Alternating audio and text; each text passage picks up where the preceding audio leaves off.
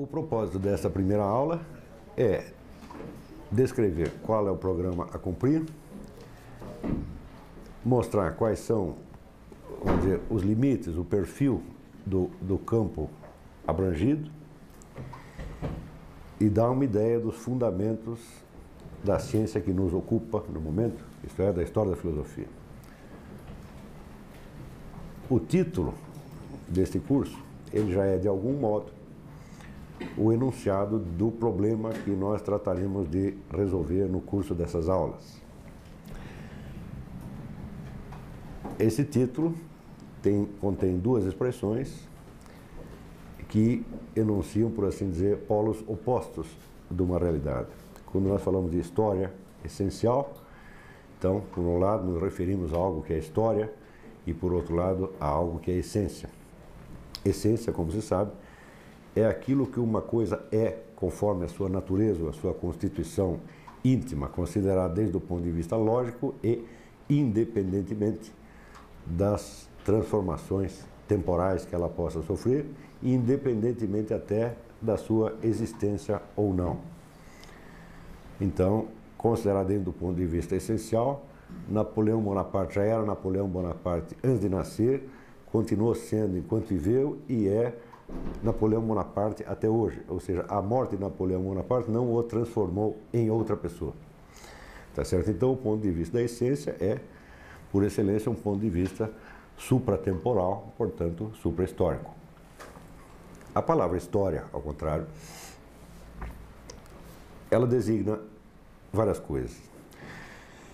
Ele designa, desde logo, a sucessão temporal dos acontecimentos, considerada materialmente. Designa, em segundo lugar, a ciência que estuda esta sucessão. E designa também, vamos dizer, a própria dimensão temporal da vida humana. E designa, enfim, as obras, os livros escritos com a narrativa dos acontecimentos históricos. Em todos esses casos é evidente a referência, a ideia de que algo sucede no tempo, tá certo? E o suceder é necessariamente mudar, aparecimento de fatores que não existiam antes e a desaparição de outros que existiam, portanto, uma dimensão de mutação, tá certo? Estranha, vamos dizer, a esfera da essência, à qual nos referimos na primeira expressão. No entanto, eu escolhi propositadamente a expressão história essencial, justamente para dar a ideia dessa tensão entre dois polos, tá certo? A tensão que nos mostra, de um lado, algo que permanece irredutivelmente aquilo que era no começo e que, por outro lado, muda de aparência, muda de figura e quase que, poderíamos dizer, com um pouco de exagero, muda de identidade ao longo dos tempos, tá certo? Essa tensão, ao meu ver, é insolúvel, é uma das muitas tensões que definem polarmente a própria existência humana. Mas existem inúmeras dessas tensões e nós veremos no próprio curso da História da Filosofia que muitas filosofias às vezes procuram resolvê-las mediante a amputação de um dos polos, né, certo? Criando então, vamos dizer, uma visão um pouco artificial ou exagerada de uma faceta da existência. E todo o nosso esforço será, ao contrário, para conservar todos os polos opostos cuja tensão nós não possamos resolver, porque às vezes é essa tensão mesmo que nos coloca de pé, tá certo? Nos faz ir para frente e, em última análise, marca, né, toda a dignidade e a força da inteligência humana.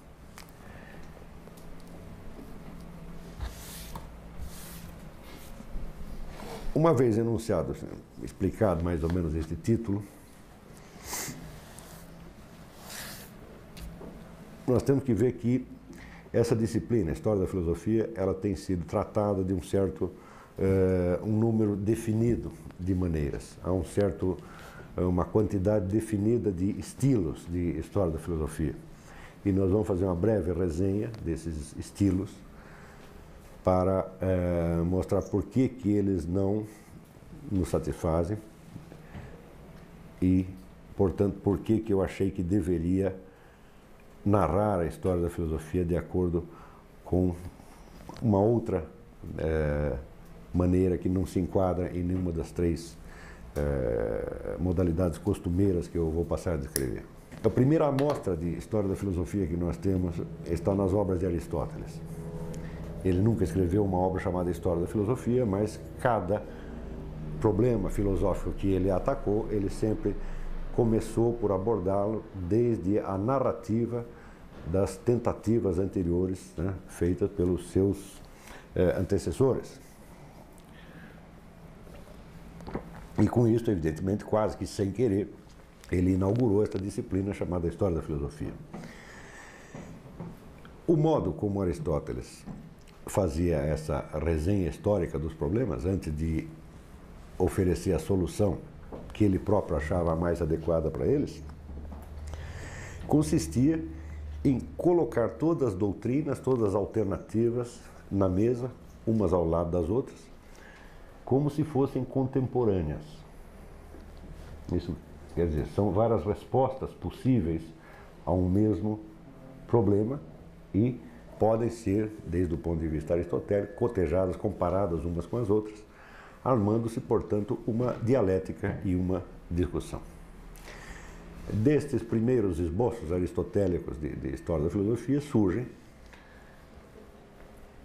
já bem mais tarde, no século XVII e XVIII, algumas resenhas narrativas de história da filosofia que, na verdade, não fazem senão expor várias doutrinas, não sobre um problema particular, mas doutrinas filosóficas inteiras, também colocando-as todas mais ou menos no mesmo plano, como se fossem respostas ao mesmo problema e como se os vários filósofos estivessem reunidos em torno de uma mesa discutindo contemporaneamente. É evidente que isso tem, vamos dizer, a vantagem de nos colocar, vamos dizer, dentro desta discussão. Porém, com isso aí, de certo modo, é a própria dimensão histórica que se perde, embora uma obra assim organizada possa ostentar o título de História da Filosofia, na verdade não há história nenhuma, há apenas uma coleção de doutrinas que, estando organizadas cronologicamente, não estão coeridas entre si por nenhum laço temporal, mas apenas pelos seus pontos de encontro e desencontro lógicos, isto é, pelo acordo ou desacordo dos seus respectivos conteúdos. O que não impede que essas obras sejam, do ponto de vista da exposição de cada uma das doutrinas, muito fiéis e meticulosas e ainda de consulta necessária até hoje. Algumas delas são, às vezes, acompanhadas das apreciações que o autor da história julga dever fazer sobre cada uma das doutrinas, como se ele fosse o mediador ou o juiz do debate que está ali montado. Tá certo? À medida que se produzem histórias desse tipo, desse primeiro tipo que eu estou dizendo, que vamos chamar simplesmente de histórias expositivas, aos poucos, a simples comparação de doutrinas acaba sugerindo a ideia de que umas delas saem de dentro das outras. Ou seja, uma teoria aparece para responder a uma anterior, para confirmá-la, para continuá-la, para aperfeiçoá-la, para impugná-la e assim por diante. Portanto, não existe somente, vamos dizer, a possibilidade do cotejo assim lado a lado, mas existe uma espécie de ligação interna, né, entre as doutrinas. À medida que se vão percebendo essas conexões, então vai se formando com mais clareza, vamos dizer, a noção de escolas e tradições que se prolongam no tempo e que são, vamos dizer, confrontadas ou impugnadas por outras escolas e tradições, as quais, por sua vez, também, como respostas ou como alternativas, saem, de certo modo, desde dentro das primeiras. A verificação da existência dessas conexões acaba por sugerir a ideia de obter, vamos dizer, uma visão unitária do conjunto da evolução filosófica até aquele ponto em que está o próprio sujeito que faz este exame. Então, surge a ideia da história da filosofia como uma disciplina filosófica ela própria. Ou seja, a história da filosofia se torna uma interpretação filosófica, tá certo, desta sequência de acontecimentos históricos que se chama a história da filosofia. Quer dizer, o próprio nome passa a ser usado, vamos dizer, em dois planos. Por um lado, para designar o desenvolvimento temporal e dialético interno da filosofia, e por outro lado, vamos dizer, o estudo reflexivo e a interpretação global que a posteriori se faz desse movimento tomado como um conjunto. Quer dizer que o modelo, o protótipo das histórias deste tipo são as famosas lições sobre a história da filosofia de Hegel. Hegel entendia que o conteúdo da filosofia era a própria história da filosofia, ou seja, o desenvolvimento temporal da história da filosofia era uma dialética interna pelo qual esta dimensão filosófica ia se revelando no tempo como uma espécie de tomada de consciência do espírito por si mesmo. Então, a história da filosofia já passa, vamos dizer, a ser a manifestação externa de um fenômeno de ordem interna ou espiritual. Quer dizer, aquela série de, vamos dizer, produtos objetivados do espírito, que são os livros, as doutrinas, as ideias, etc., etc., vamos dizer, vão se exteriorizando ao longo do tempo, mas como manifestações de um fenômeno único, que é a própria unidade do espírito humano. Funcionando aí os filósofos individuais, vamos dizer, mais ou menos como bonecos de ventríloco nas mãos da própria razão ou do próprio espírito que fala através deles, tornando-os elos de uma cadeia contínua da qual eles não precisam necessariamente ter consciência, mesmo porque a unidade desta cadeia só se revelaria nas suas etapas finais, das quais justamente o próprio Hegel acreditava ser a testemunha e o porta-voz. Então isso quer dizer que a filosofia de Hegel se apresenta como uma espécie de conclusão do movimento global da história da filosofia até aquele ponto. A objeção que nós podemos apresentar a esse tipo de história da filosofia é que a ideia de desenvolvimento temporal unitário,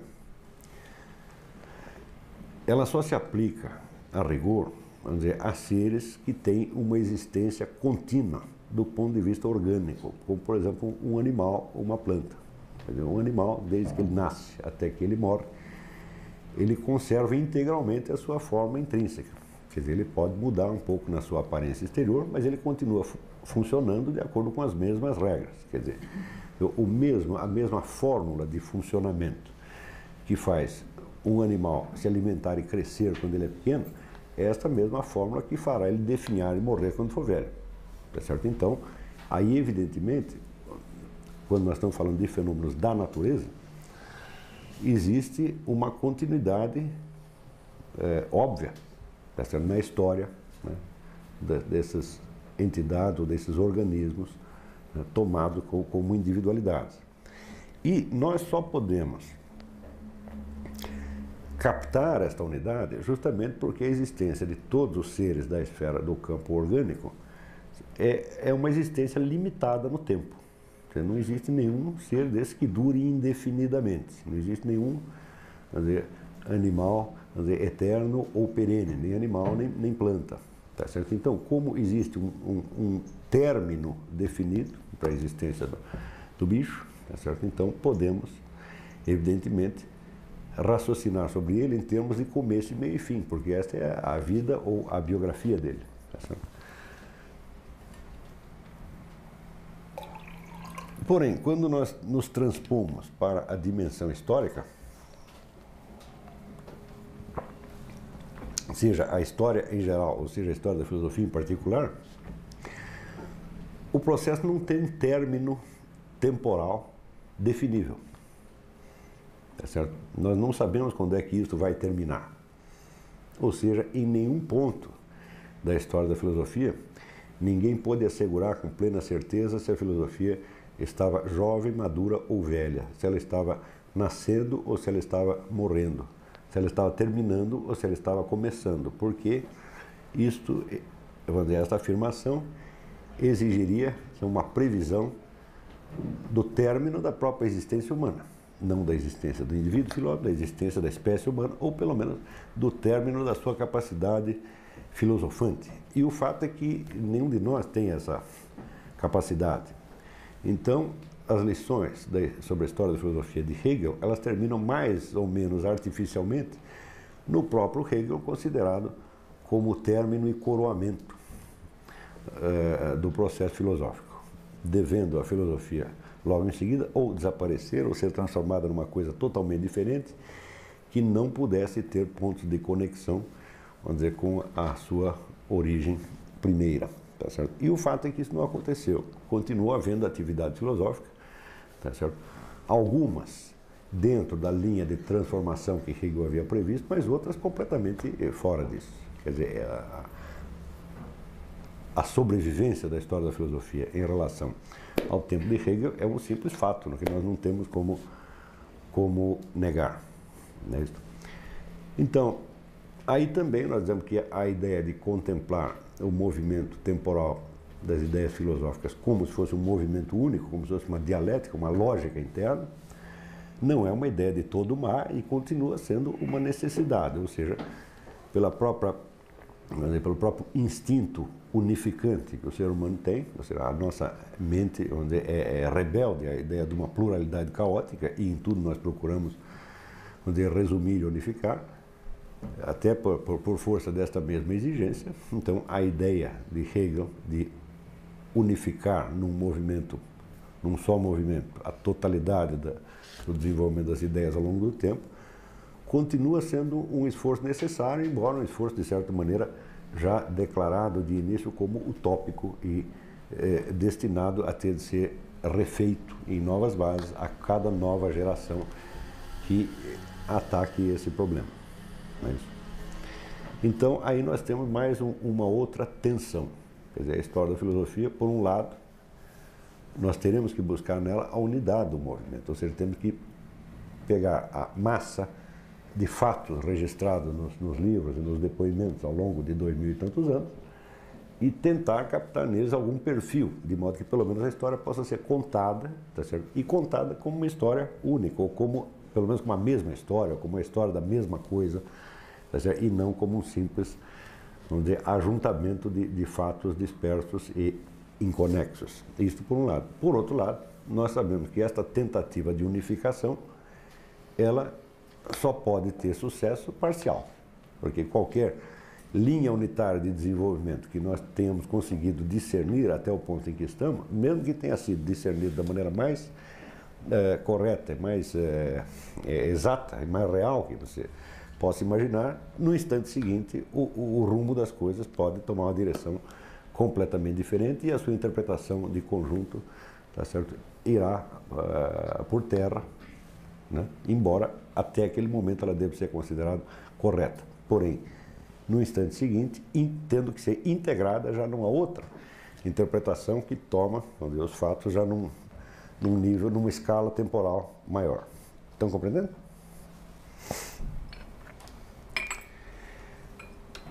Tendo em vista, vamos dizer, as deficiências ou falhas desses dois modelos de história da filosofia, que são o modelo expositivo e o modelo filosófico, dos quais o primeiro continua sendo usado em muitos manuais e obras introdutórias até hoje, tá certo? E nós vou colocar na bibliografia alguns realmente muito bons.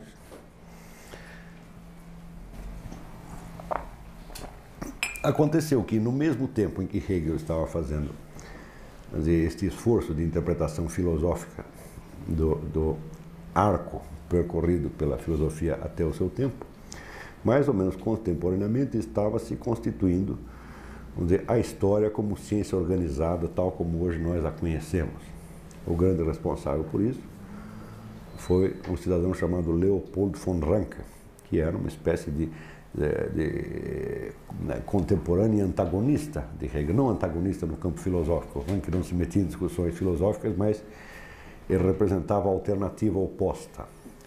A alternativa oposta consistia apenas em o historiador ter consciência de que a sua função não era, em primeiro lugar, obter nenhuma interpretação de conjunto daquilo que estava acontecendo, nem produzir uma narrativa unitária à força, mas simplesmente reconstituir, a partir dos documentos, das provas, aquilo que tinha acontecido exatamente como tinha acontecido. Contar, dizia ele, a função da história é contar as coisas como efetivamente se passaram. Quer essa reconstituição possa levar, vamos dizer, a uma interpretação, uma compreensão de conjunto, quer, ao contrário, a narrativa dos fatos, justamente por ser exata, só te leve a problemas e contradições. Quer dizer, se a narrativa, vamos dizer, uma narrativa que você compreende perfeitamente, que te parece inteiramente lógica, mas que não reflete a realidade dos fatos, conforme aparece nos documentos, e uma narrativa que, embora comprovada nos documentos e nos fatos, te pareça, no fim das contas, incompreensível e enigmática, o historiador deverá preferir esta última e não a primeira. Ou seja, a missão da história não é filosofar, mas contar a história com o máximo de exatidão científica que ele possa, a partir, sobretudo, do exame crítico dos testemunhos e dos documentos e da reconstituição exata, tá certo, das várias linhas de sucessão e contemporaneidade cronológica. Esta ciência, que foi talvez a que mais progrediu nos últimos 200 anos, porque nós temos a ideia de que, vamos dizer, a ciência da natureza, sobretudo a física e a biologia, estão sempre na vanguarda do conhecimento. Isso não é verdade absolutamente. A ciência histórica em matéria não só de abrangência, de volume de fatos, mas também de exatidão e de critério na triagem deles, vem alcançando vitória atrás de vitória há 200 anos e hoje pode se considerar talvez a mais confiável das ciências, hoje em dia, mas sempre na linha, não na linha do Hegel, da interpretação de conjunto, mas ao contrário, na linha do velho Leopold von Ranke, quer dizer, contar as coisas como efetivamente elas se passaram, tá certo? Embora disso não resulte, às vezes, nenhuma compreensão filosófica adequada, mas ao contrário, apenas, vamos dizer, enigmas e problemas, né? Quer dizer, a função do historiador, então, seria contar as coisas, tá certo? Narrá-las e não explicá-las filosoficamente, não explicá-las pelas suas causas últimas, mas apenas reconstituir, vamos dizer, os elos causais mais imediatos, mais materiais e mais comprováveis. As duas linhas, né, de evolução possível, a inaugurada na filosofia por Hegel e aquela inaugurada por Ranke, ambas progrediram ao mesmo tempo e houve vários pontos de encontro e desencontro que constituiriam por si matéria para todo um curso em separado, que seria as relações entre filosofia e história nos últimos 200 anos. Uma narrativa que se complicaria ainda, se tornaria ainda muito mais interessante, pelo fato de que logo em seguida aparece a ideia de uma ciência não narrativa, mas de uma ciência sistemática e explicativa, quer dizer, da realidade social e humana. Aí começa a se constituir o que hoje nós chamamos das ciências sociais. E a função das ciências sociais, evidentemente, não é apenas narrar, mas justamente ao contrário, tentar encontrar, vamos dizer, os nexos causais, repetíveis, constantes, etc, etc. Então, não são apenas duas linhas que se fundem, mas três. Isso quer dizer, a de Hegel, com a ideia da história da filosofia como manifestação unitária do espírito ao longo do tempo, a ideia de Ranke da história científica, tá certo, que tem, vamos dizer, cada um dos seus elementos escorado em documentos e testemunhas, tá certo? E a ideia das ciências sociais, que surge mais ou menos contemporaneamente com Durkheim, Comte e Karl Marx, né, com o objetivo, até hoje jamais alcançado, de conseguir captar os fatores estruturais e permanentes que explicariam, vamos dizer, a sociedade humana e a sua história. Então temos aí um campo enormemente complexo. Porém, o fato é que nós vamos ter que pular essa etapa da história. Não vou poder contar a história deste triplo conflito. Eu só vou dizer o que resultou dele até o momento. O que resultou é que surge um terceiro tipo de história da filosofia, que é a história da filosofia considerada como uma ciência social, por sua vez.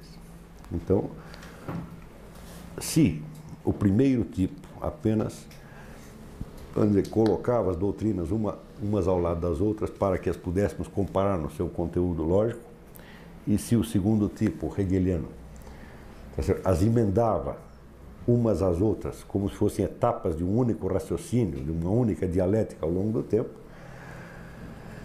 agora surge um tipo de história da filosofia que busca explicar, de algum modo, o surgimento temporal das várias filosofias a partir dos elementos, vamos dizer, culturais, sociais, econômicos, jurídicos, psicológicos e religiosos do seu, vamos dizer, do ambiente no qual elas nasceram. Isso quer dizer que as filosofias aí são consideradas, vamos dizer, expressões da cultura tomada no seu sentido mais amplo e variando, evidentemente, a noção que cada autor tem a respeito do que vem a ser a tal da cultura. Uns acreditando que aí predominam, vamos dizer, os fatores de ordem intelectual e espiritual, outros fatores econômicos, outros fatores militares e assim por diante, seja lá o que for. Quer dizer, qualquer que seja a visão que o indivíduo tem da estrutura e da dinâmica da cultura, ele vai encarar, vamos dizer, as ideias filosóficas como manifestações ou como expressões, vamos dizer, desta mesma máquina cultural considerada nas transformações que ela sofre ao longo do tempo. Tá certo? É claro que a variedade de interpretações aí também é muito grande, tá certo? Mas, grosso modo, a ideia é esta. Quer dizer, a filosofia surge aí como uma das muitas expressões de um outro fenômeno chamado cultura, tá certo? E muito bem, é claro que este modelo de história da filosofia também produz inúmeros resultados muito brilhantes, tá certo? Porém, após algumas décadas de prática disso, tá certo? Nós podemos ver também as limitações que existem nesse terceiro modelo, o qual vamos chamar de história, esses três nomes fui eu que inventei, tá? Então vamos chamar provisoriamente de histórias científicas da filosofia. Não quer dizer que sejam científicas, mas tem a pretensão de ser, tá certo? Então, na medida em que procuram explicar o surgimento das ideias filosóficas, como explicariam, por exemplo, o surgimento de um novo estilo artístico, o surgimento de um movimento religioso político, o surgimento de um novo estilo de vestuário, de um novo estilo arquitetônico, assim por diante. Ou seja, pega-se a cultura como um todo e cada uma das suas expressões, vamos dizer, particulares é vista, vamos dizer, como uma expressão, manifestação, o efeito, vamos dizer, de fatores causais que o transcendem, que são mais vastos, tá certo?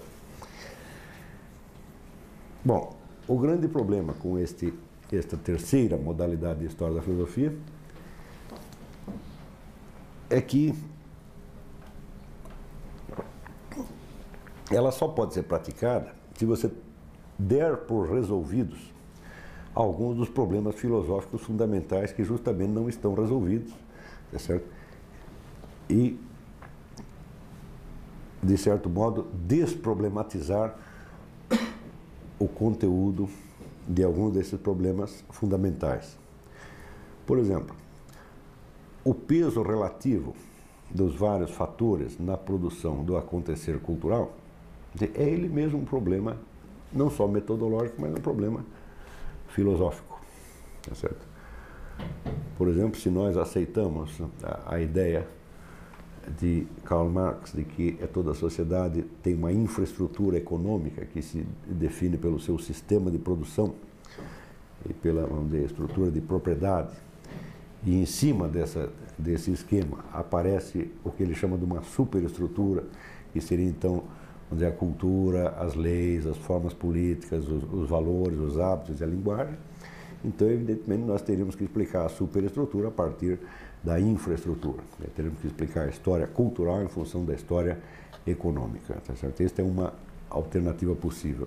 O fato é que isso nunca deu certo. Quer dizer, por mais que você tente encaixar, você não consegue.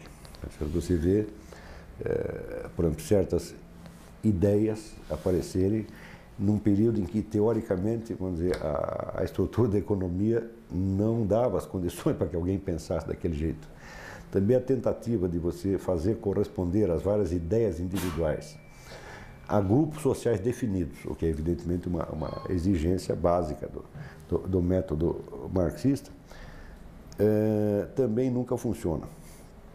Tem um número de casos em que o filósofo individual aparece falando contra o grupo social que teoricamente ele representava. Parece ser até um caso mais frequente do que o caso oposto, quer dizer, o sujeito que é um porta-voz fidedigno do seu grupo social, tá certo?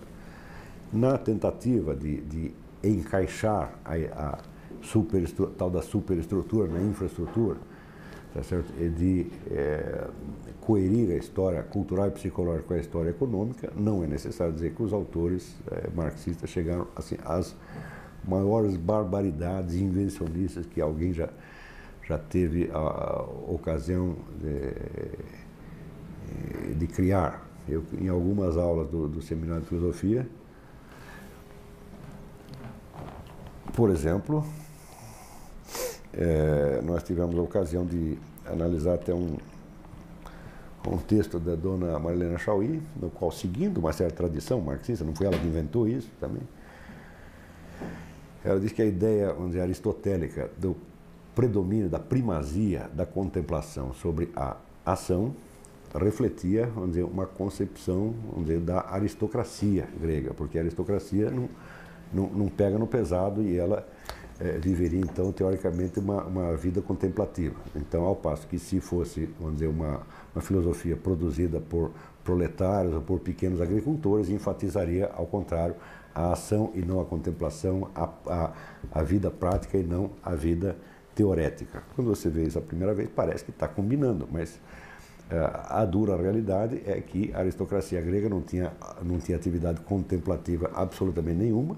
Era uma casta essencialmente militar, tá certo? Na qual aquele pequeno grupo que constituiu os filósofos da academia platônica e aristotélica aparecem como os tipos anormais e totalmente dissidentes. Então, quer dizer que a associação que se faz aí entre um conteúdo, uma ideia e, vamos dizer, uma classe social é completamente inventada, né? Não por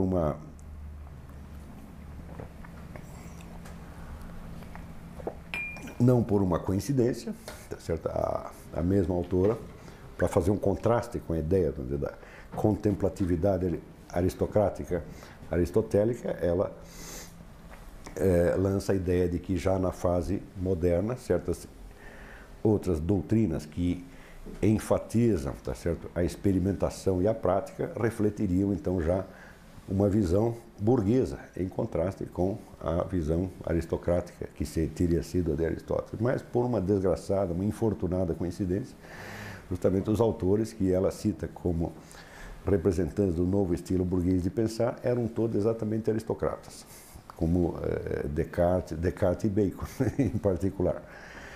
Então, aí, depois de você ver, eu citei esse exemplo porque foi o que me ocorreu agora, mas existem milhões. A bibliografia hoje utilizada nas universidades, ela é constituída praticamente só de falsas analogias desse tipo, entre uma ideia e o fundo cultural e social que, teoricamente, a estaria embasando.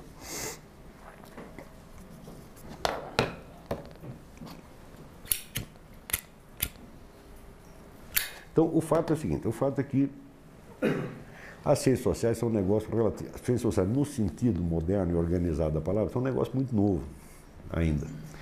E nenhuma dessas ciências alcançou o ponto de maturação no qual ela possa nos assegurar que dentro da dinâmica da cultura, tal ou qual fator predomina sempre, ou predomina predominantemente, nem isso nós podemos dizer. Quer dizer, o fato é que nós não sabemos, nós não conhecemos nenhuma lei geral e constante da produção dos acontecimentos históricos, tá certo? Nós simplesmente não sabemos se, em regra geral, tal ou qual fator determina tais outros ou é determinado por eles. Nós temos inúmeros exemplos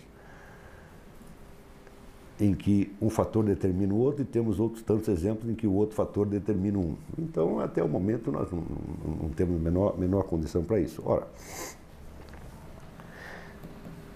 se nós pretendemos contar a história da filosofia de acordo com cânones, tá certo, da ciência social, nós estamos procedendo como se nós já possuíssemos todos os critérios metodológicos e explicativos suficientes para mostrar como socialmente as ideias filosóficas se produzem. E o fato é que não temos. E o fato também é que a discussão deste mesmo assunto prossegue dentro da própria filosofia. Tá certo? Então, digamos que a história científica da filosofia, ela começa, por eliminar a existência mesma do seu objeto, que é a própria filosofia. Então, se o conteúdo das várias filosofias ao longo do tempo, e também a sua forma, a sua estrutura, pudesse ser explicada tendo em vista a estrutura social, a cultura, a psicologia do seu tempo, isso quer dizer que um dos problemas filosóficos essenciais estaria resolvido. Ou seja, nós já sabemos quais são as molas mestras, os motores do acontecer humano. Tá certo? Como isso continua em discussão dentro da própria filosofia, então o pressuposto básico desse tipo de história é evidentemente uma falsidade. Não obstante, ele também continua sendo um tipo de esforço útil e necessário, do qual nós também não podemos fugir. Porque, de algum modo, alguma conexão com os fatores culturais, econômicos, políticos, etc., as ideias filosóficas têm, certamente têm. Mas algum tipo de ligação, e nós não podemos fazer de conta que não tem. Mas, então, este terceiro tipo de história da filosofia, ele surge, vamos dizer, em resposta a defeitos que foram encontrados nos outros dois anteriores. E o defeito principal é que tanto as histórias expositivas quanto a história filosófica consideravam apenas o movimento interno das ideias, tá certo? E não a realidade social e cultural em torno. Essa crítica é verdadeira, tá certo? E, portanto, a tentativa de dar um jeito na situação mediante a criação desse terceiro tipo de história da filosofia também é um esforço legítimo. E, note bem, nenhum desses três tipos resolve o problema, tá certo? Mas eles devem ser considerados patamares que, uma vez atingidos, você não pode descer mais abaixo deles. Ou seja, a partir do momento em que nós conseguimos simplesmente descrever cada doutrina filosófica e colocá-las numa ordem cronológica, nós não podemos mais ignorar, vamos dizer, estes elementos quase que filológicos da reconstituição da doutrina. A partir do momento em que nós percebemos a possibilidade de um desenho unificado, tá certo, do trajeto, seja esse desenho tão coerente quanto supõe Hegel, ou seja, ao contrário, vamos dizer, incoerente e problemático, então, também nós não podemos desistir dessa visão unitária. E a partir do momento em que percebemos que alguma conexão, vamos dizer, com fatores de ordem não filosófica, com fatores sociais, econômicos, políticos, religiosos, etc., a filosofia necessariamente tem, também nós não podemos desistir de estudá-los de algum modo. Tá certo? Então, tudo que nós podemos fazer é tentar dar um passo a mais e subir para um outro patamar, tá certo? Que idealmente também deve conquistar alguma coisa que, se for firmemente, vamos dizer, apropriada, as gerações seguintes de historiadores da filosofia também não possam prosseguir o seu trabalho ignorando esta etapa e este patamar conquistado, tá certo? Estou dizendo isso também para vocês entenderem que se eu decidir contar a história da filosofia com um outro padrão, segundo um outro modelo, não é por boniteza, nem por desejo de novidade, mas é por ter constatado que realmente existem estes problemas. Não é isso? E de maneira alguma, este esforço de conquistar um patamar a mais nega nem o valor, nem a importância atual de cada um desses três modelos, tá certo? Cada um, no instante que foi descoberto e praticado, tá certo? Ele representar naquele momento, quer dizer, o máximo de conhecimento que se podia obter a respeito. Mas chega um ponto em que, vamos dizer, aquela linha de investigações, ela chega, vamos dizer, ao seu limite, quer dizer, ela começa a dar problemas, começa, vamos dizer, a fazer água, tá entendendo? Então daí você tem que inventar um outro negócio, tá certo? E eu acho que as tais das histórias científicas da filosofia, de fato, chegaram já ao seu limite e estão, né, fazendo água por todos os lados. Então está na hora da gente inventar alguma coisa que possa tampar esses buracos e permitir que o navio da história da filosofia continue a sua viagem. Ora,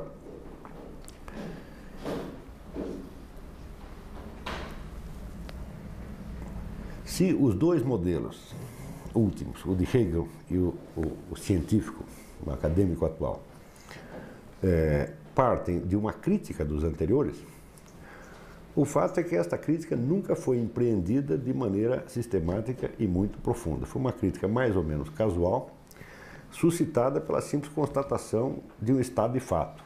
Quer dizer, que havia certos problemas que o modelo anterior não conseguia explicar, não conseguia dar conta, e então era necessário fazer alguma coisa. Porém, quando o terceiro desses modelos começa a se tornar então, problemático, ele começa a revelar o que ele mesmo tem de deficiente e de encrencado, aí a coisa se torna grave demais para que nós possamos conseguimos dar mais um passo decisivo apenas constatando por alto os seus defeitos.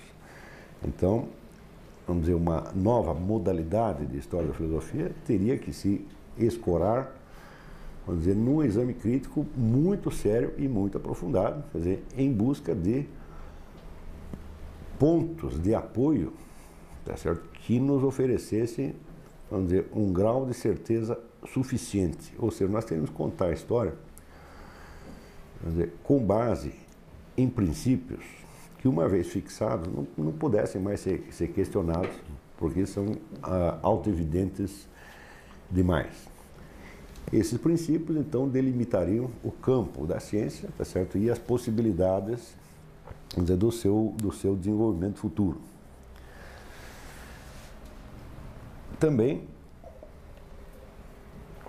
é necessário dizer que tudo aquilo que forma o princípio fundante de uma ciência não faz parte dela. Quer dizer que o desenvolvimento posterior da ciência não mudará esses princípios. Ela evoluirá por uma linha coerente, enquanto esses princípios se mostrarem, por um lado, autossustentáveis e, por outro lado, suficientes para dar conta do campo. Isso quer dizer que o princípio pode jamais ser impugnado, ele pode continuar sendo admitido como verdadeiro, mas, a partir de um certo ponto, o campo do fenômeno estudado, quer dizer, o campo da ideia filosófica, pode transcendê-lo de maneira que ele não sirva mais como princípio explicativo. Isso também pode acontecer daqui 1 ou 2 gerações, ou agora mesmo, se alguém pensar rápido. Então,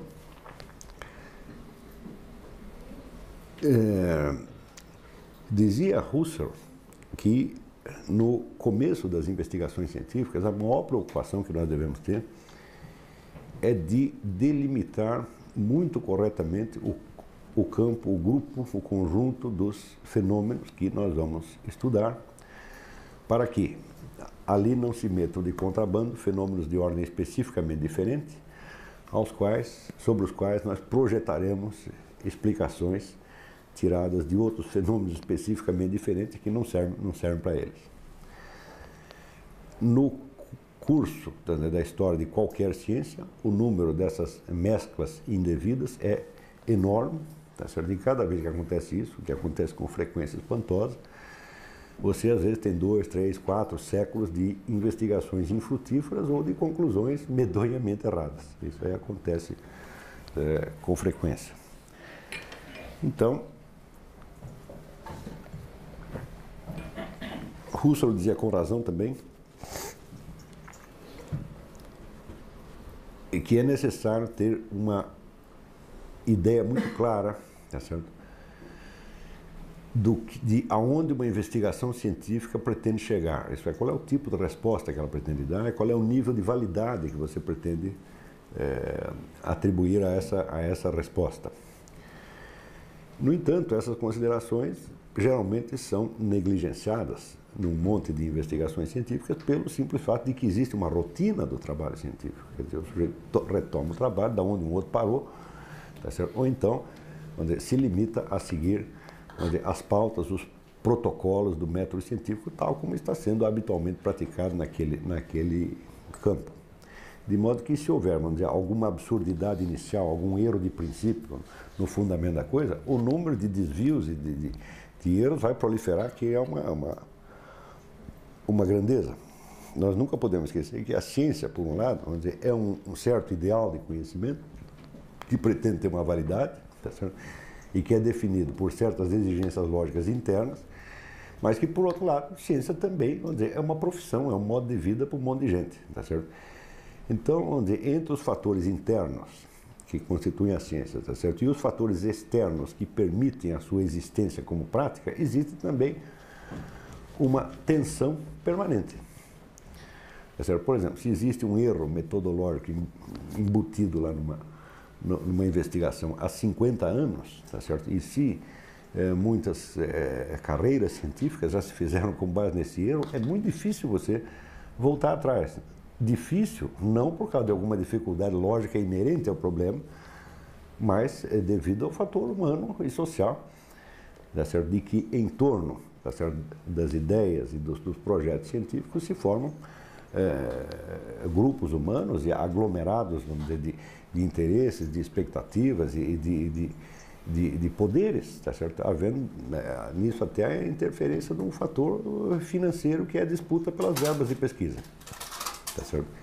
Isso quer dizer que, se a sua hipótese, a sua crítica metodológica, a sua nova proposta, vamos dizer, criar problemas com um certo grupo científico importante naquele momento, você simplesmente não terá verbas para trabalhar naquela linha e você jamais poderá saber se você tinha razão ou se os outros têm razão. Tá certo? Então, a interferência desses fatores, vamos dizer, puramente extracientíficos e, na verdade, até irracionais, tá certo? Dentro do campo científico, isso é uma realidade. Nós nunca podemos, vamos dizer, escapar disso. Claro que, dependendo da ciência que você está lidando, tá certo? Em algumas a pesquisa custa muito barato, em outras custa muito caro. Graças a Deus, a história da filosofia é daqueles que a pesquisa custa mais barato, porque todo o seu material é constituído de papel. Se você não precisa de reatores atômicos, você não precisa de laboratório montado, tudo custa muito barato. Barato não é tão barato assim. Para o indivíduo é relativamente caro, mas para um certo grupo de pessoas, bom, você juntar documentação suficiente para você fazer uma bela pesquisa em história da filosofia, quanto sai? Digamos, com 500 mil reais você resolve o problema. Então, ao longo de uma vida, um pouco aqui, um pouco ali, você acaba podendo juntar. Então, mas se a pesquisa fosse numa área zoológica, ou geológica, ou física, não sendo física teórica, que também só custa papel, né, a simples possibilidade de você averiguar qual é a linha mais frutífera de investigação já poderia ser bloqueada logo de início. Tá certo? Agora, vocês viram esse caso desse estatístico dinamarquês, o tal do Lomborg, né? Lomborg lançou um livro que chama O Ambientalista Cético, no qual ele, juntando todos os dados estatísticos oficiais dos vários países, ele mostra que esse negócio de crise ecológica não está acontecendo, não. Ou pelo menos não é tanto quanto dizem. Tá certo? que, vamos dizer, as reservas naturais do planeta não estão se esgotando de maneira alguma, que, de modo geral, a sociedade industrial tem se encaixado bem no ambiente, ao contrário, tem produzido, tem criado meios suficientes para resolver todos os problemas ecológicos que aparecem, que, enfim, não há motivo para você acreditar que o planeta Terra está acabando. Ele tem razão ou não tem? Eu não sei, mas não vai dar para saber. Não vai dar para saber por quê. Porque a esta altura, todos os cientistas interessados nesse negócio já arrumaram emprego em alguma ONG ecológica. E a ONG ecológica, como é que ela arruma dinheiro para pesquisa? Chegando aos políticos e empresários, tá certo? E traçando um panorama alarmista, dizendo, olha, se vocês não me derem dinheiro para pesquisar esse negócio, o mundo vai acabar. De repente chega um sujeito e diz que o mundo não está acabando. É um perigo temível, tá certo? Então, houve uma mobilização mundial, tá certo, de cientistas para tapar a boca do sujeito. Mas que eu não sei se ele tem razão ou se ele não tem. Mas eu sei que a possibilidade de uma investigação científica da hipótese que ele lançou já está muito difícil de se realizar. Então, a investigação passou, vamos dizer, do domínio científico para o domínio político. O domínio político, então, é aquele no qual não interessa saber quem tem razão, interessa saber quem tem mais adeptos. Você soma, né? Como dizia Carl Schmitt, você vai somar os amigos contra os inimigos, né? Se os amigos forem mais que os inimigos, você ganhou, senão você perdeu. E é exatamente assim que está esta questão do ambientalista cético, assim como milhares de outras questões científicas. Felizmente, vamos dizer, em história da filosofia, nós não dependemos tanto, tá certo, de verbas, porque o nosso material de estudo, embora caro, né, na escala do indivíduo, tá certo, já não é assim tão inacessível, tá certo? Tanto que eu pude realizar toda essa pesquisa e posso estar dando esse curso sem nenhuma verba de departamento, não tive que pedir verba para nenhum chefe, não tem chefe. Não dependemos de universidade nenhuma, simplesmente agora já fiz, agora não pode impedir de fazer porque já está feito. Então, a minha ideia foi partir de certas realidades básicas que não fazem parte da história da filosofia, tá certo? Mas que determinam a simples possibilidade de existir uma filosofia. Quer dizer, quais são as condições, vamos dizer, objetivas, reais, até materiais, que estão dadas, vamos dizer, no início do surgimento da filosofia e sem as quais ela não seria possível, tá certo? E esta pergunta ela tem que ser respondida de uma maneira não apenas empírica. Isso é, nós não vamos investigar cientificamente estes fatos para demonstrar que eles aconteceram, mas tem que ser dado de uma maneira, vamos dizer, puramente teórica e apodíctica, quer dizer, absolutamente irrefutável, tá certo? No seu próprio enunciado.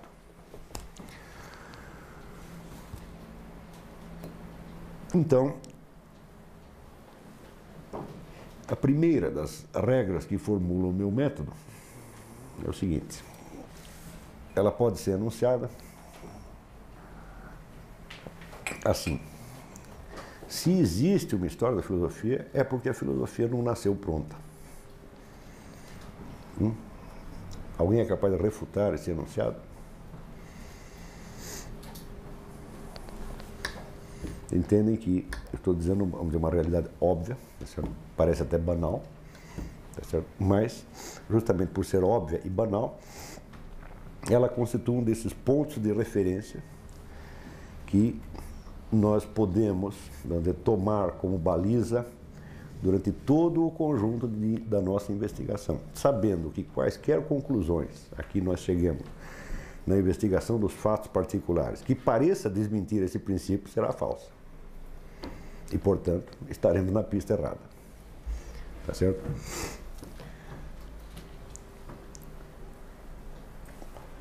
O segundo princípio, que pode ser derivado do primeiro, é de que se a filosofia não nasceu pronta, porque se nascesse pronta não teria história, Seria o simples enunciado do fato que se completou num determinado momento, tá certo?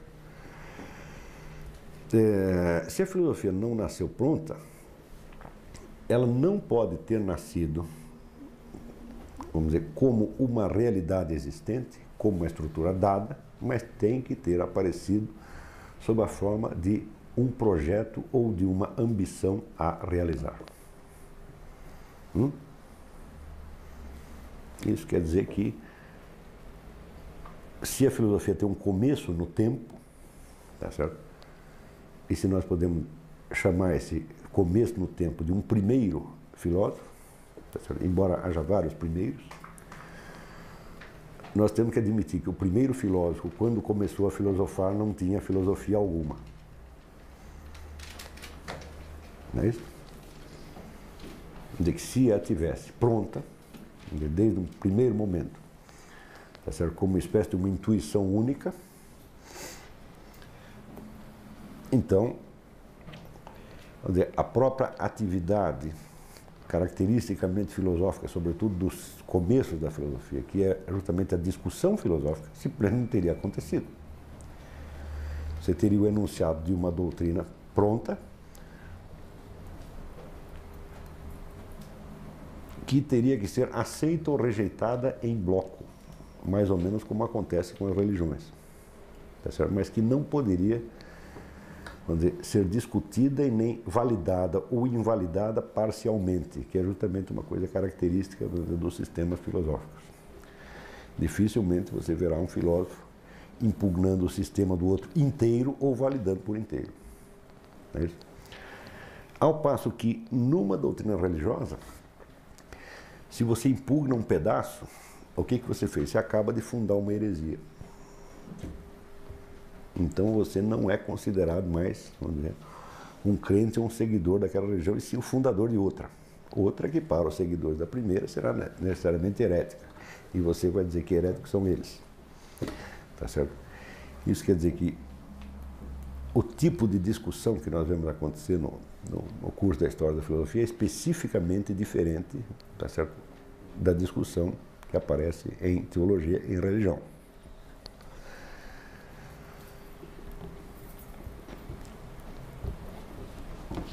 Então, se a filosofia não nasceu pronta, e se, portanto, ela nasce como um projeto ou como uma ambição, tá certo? E, mais ainda, se os primeiros filósofos transmitem algo desse projeto ou dessa ambição aos seus discípulos, os quais, por sua vez, continuam empenhados, de algum modo, né, em realizá-la, isso quer dizer que os próprios fundadores tinham consciência de que se tratava de um projeto, de uma ambição e de algo a realizar, e não de algo que já estivesse pronto. Está claro? Se vocês entenderem esses três princípios, ou seja, primeiro, a filosofia não nasceu pronta. Segundo, a filosofia é um projeto ou ambição. Terceiro, ela surge com consciência do projeto e ambição. Isso quer dizer que a história da filosofia, mesmo que não tenha nenhuma constante, como dizia Hegel, tem, não obstante, uma constante negativa. Isso é, nós podemos dizer que ela obedece, vamos dizer, às condições gerais da realização de qualquer projeto humano. Ela está limitada por essas condições. Quer dizer, se a filosofia é um projeto humano, então, quaisquer que sejam as condições gerais de natureza ontológica, antropológica, sociológica, histórica, etc., que delimitam, tá certo, as possibilidades da realização de qualquer projeto humano, a filosofia também estará submetida a essas limitações e condições. Tá certo? Então, isso quer dizer que o enunciado de um método cientificamente válido para o estudo da história da filosofia teria que começar com um breve estudo fenomenológico dos projetos humanos. O que são projetos humanos? Né? e quais são as limitações, vamos dizer, e vamos dizer, as condições internas da sua realização no tempo. Está compreendido até aqui? Então, isso quer dizer que daqui, enunciado esse princípio, se vocês não são capazes de impugná-los, e creio que ninguém é, porque são princípios absolutamente, vamos dizer, autoevidentes, como idealmente devem ser autoevidentes todos os princípios de quaisquer ciências, porque você só vai ter autoevidência no começo, depois o negócio começa a requerer prova, e tem cada vez mais discussão e mais confusão, mas os princípios têm que ser autoevidentes. Se de fato esses princípios foram apreendidos, então é necessário que nós passemos a usá-los daqui para dentro como regras ou parâmetros com os quais nós vamos validar ou invalidar as conclusões a que nós mesmos chegaremos na investigação agora material dos fatos da história da filosofia. Tá certo? Porém, para aplicarmos esses princípios, eles vão dizer, eles são tão gerais e tão universais e tão obviamente válidos que é meio difícil aplicá-los diretamente aos fatos, mas nós temos que fazer uma espécie de mediação e transição. Ou seja, nós temos que fazer dos princípios, tá certo, um conjunto de critérios, uma criteriologia, tá certo, que nos oriente passo a passo, tá, na narrativa da história da filosofia, para saber se nós estamos ainda operando dentro do mesmo campo de princípios ou se nós entramos, vamos dizer, numa grave contradição com os princípios da ciência e, portanto, já passamos para um outro, vamos dizer, domínio completamente diferente e estamos completamente perdidos no espaço. Tá certo? Muito bem. Então, existem, quer dizer, algumas condições que todo e qualquer projeto humano sempre obedece. A primeira delas é que nenhum projeto se transmite automaticamente aos seus continuadores.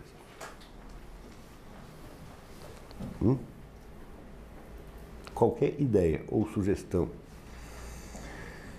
de algo a realizar, tá certo? Que você queira transmitir a outras pessoas, elas não são de maneira alguma obrigadas a aceitar. Não é isso?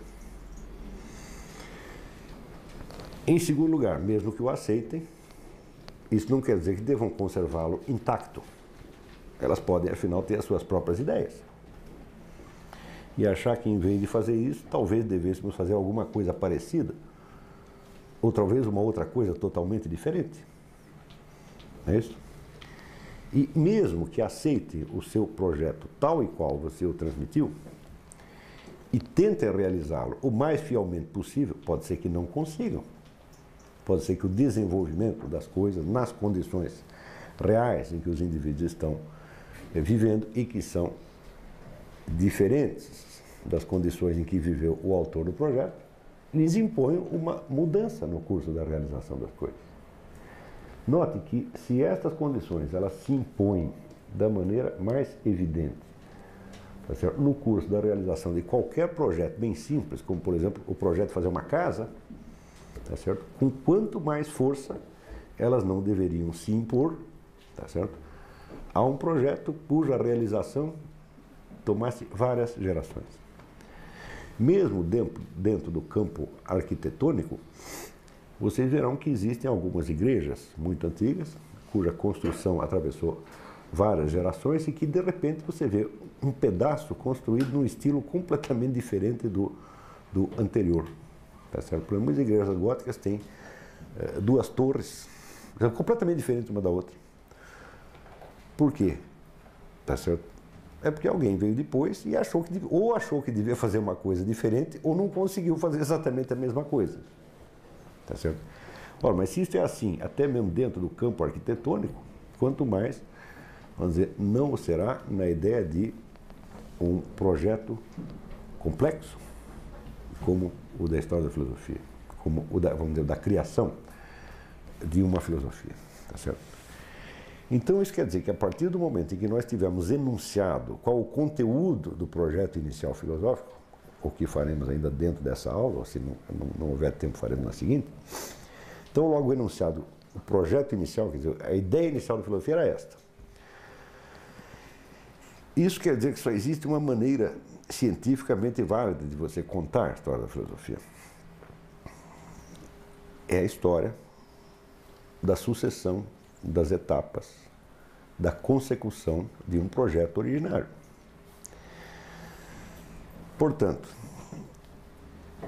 a história desse projeto terá que ser acompanhada não só nas tentativas de realizá-lo literalmente, mas também nas tentativas de impugná-lo, de modificá-lo ou de substituí-lo, parcialmente ou no todo. Estão compreendendo? Este método nos permite, ao mesmo tempo,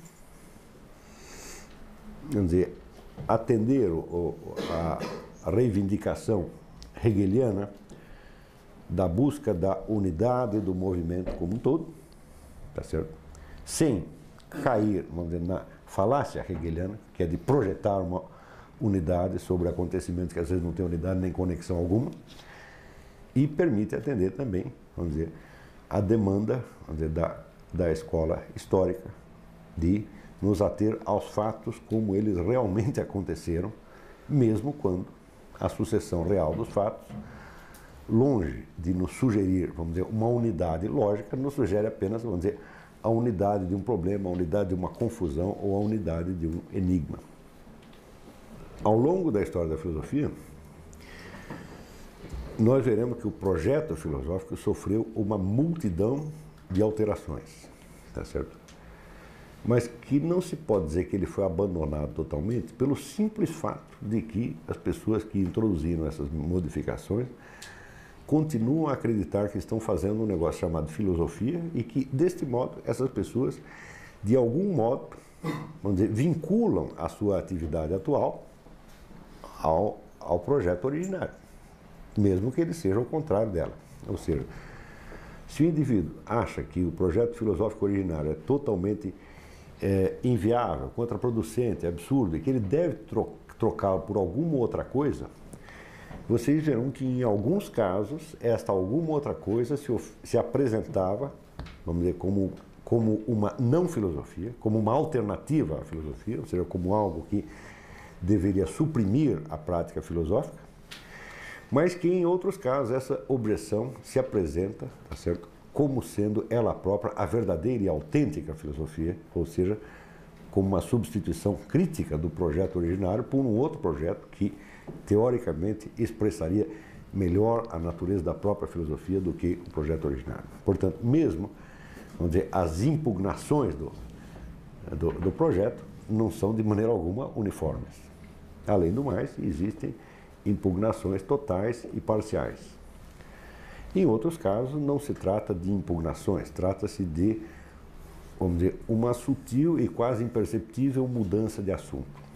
O sujeito começa tentando fazer, vamos dizer, algo que está bem dentro da linha do projeto filosófico originário, mas que, por algum fator aí interveniente, o sujeito mudou de rumo e acabou fazendo outra coisa completamente diferente. Tá certo?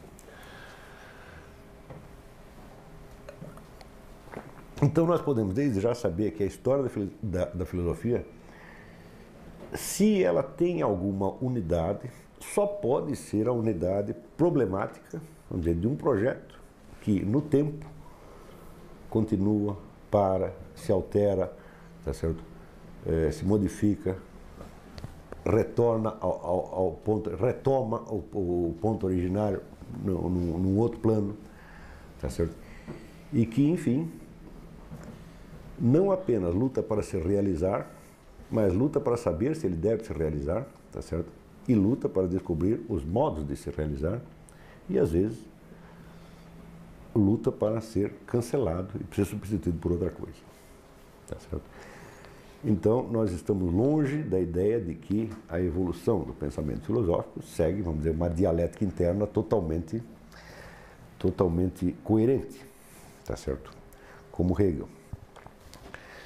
Mas também estamos muito longe de tentar explicar as ideias filosóficas pelas condições da cultura do tempo. Porque quaisquer que sejam as condições da cultura do tempo,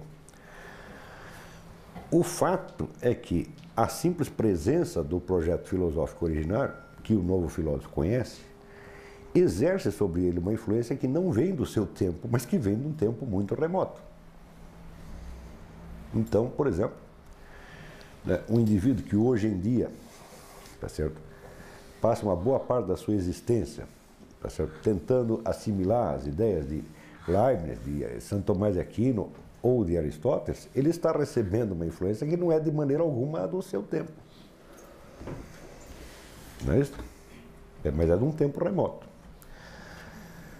Como existe na filosofia, então, uma espécie de uma tradição, ou seja, existe uma contínua referência ao passado filosófico, absolutamente todos os filósofos sempre se reportam de alguma coisa aos anteriores, tá certo? Seja para endossá-lo, seja para contestá-lo, seja para discutir com ele, mas sempre se reportam. Como existe, portanto, vamos dizer, uma tradição, é absolutamente necessário que nós entendamos que esta tradição ela tem um peso específico próprio que não depende absolutamente da cultura do seu tempo. Também é absolutamente necessário que nós entendamos que muitas vezes a influência de um filósofo sobre outro, que aparece 500, 600 ou 1000 anos depois dele, é tão avassaladora, tá certo? Que ela se superpõe à influência da cultura do tempo em que o sujeito está vivendo. Se você estudar, por exemplo, digamos, as obras de Franz Brentano, um grande filósofo do século passado, passou a vida inteira dele resolvendo problemas aristotélicos. Quer dizer, muito bem, pode ser que você, estudando as obras de Franz Brentano, você descubra ali alguns elementos da presença da cultura do seu tempo. Pode ter um ou outro aqui, mas Aristóteles tem em toda parte. Você está entendendo? Então, você adivinhará a presença da cultura do tempo de Brentano por sinais indiretos, tá certo? Mas a presença aristotélica, quer dizer, ela está por toda parte e Aristóteles é onipresente. Então, é claro que essa influência que veio de 2000 anos, 2200 anos antes, tá certo? Ela predomina sobre a influência da cultura do seu tempo, tá certo? Essa história quando diz, o sujeito é um homem do seu tempo, isso é uma grandíssima bobagem. Tá certo? Ninguém pode ser exclusivamente homem do seu tempo. Se cada um fosse homem do seu tempo, nós simplesmente não teríamos história.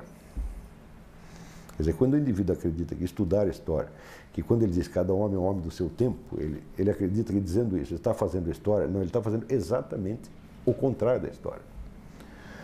Tá certo? Nós só podemos ter uma dimensão histórica justamente porque nós transcendemos o nosso tempo e, de alguma maneira, nós nos conectamos com outros tempos passados e futuros. Tá certo? Se, vamos dizer, os elementos presentes no nosso meio cultural e social, presentes atuais, quer dizer, de criação atual, elementos que estão, vamos dizer, sendo manipulados agora, delimitassem o nosso universo ao ponto de nós sermos criaturas do nosso tempo, tá certo? Jamais nós poderíamos, por nós mesmos, buscar elementos em outros tempos e introduzi-los na corrente contemporânea, às vezes modificando totalmente o rumo das coisas, tá certo? Quando, por exemplo, nós vemos que nos últimos 30 ou 40 anos, tá certo? Existe um interesse retroativo cada vez maior dos biólogos, tá certo? Pela física aristotélica, que na verdade não é uma física, mas é uma metodologia geral da ciência, e que, se você pensar bem, a grande novidade em biologia nos últimos 30 anos se chama Aristóteles, você vê que esta possibilidade que eu estou enunciando, que é de você buscar num outro tempo um elemento esquecido e modificar, portanto, o panorama contemporâneo, ela realmente acontece. Ela acontece de tempos em tempos, tá certo? Mais ainda,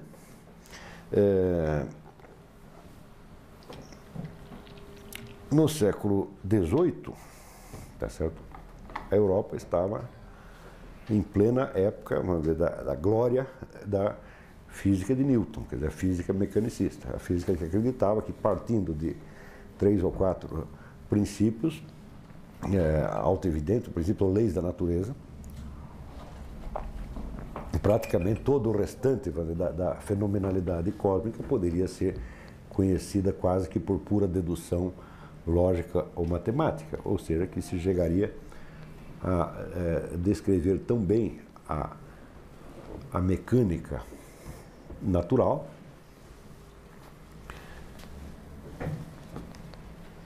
que praticamente nenhum fato escaparia, né, da malha dos princípios newtonianos. Isso no século XVIII. Ao mesmo tempo, né, tinha um sujeito chamado Leibniz que dizia que não era nada assim.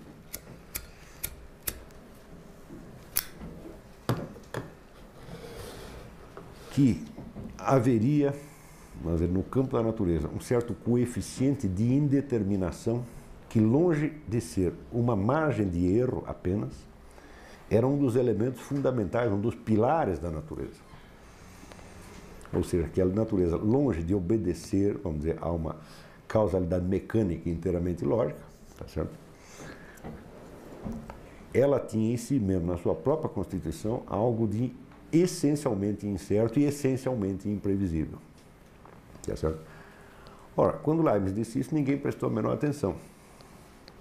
E a física continuou, não só a física, mas toda a ciência da natureza continua raciocinando dentro da linha, vamos dizer, da mecânica de Newton, com um sucesso tão grande que no final do século XIX, um sujeito que eu não lembro quem é, disse que a ciência já tinha descoberto praticamente tudo e que no século seguinte só restaria calcular algumas decimais faltantes. Já tinha a fórmula geral, faltava só acertar ali as frações. E de repente chega um sujeito chamado Einstein, outro chamado Max Planck, que vira tudo isso de cabeça para baixo, e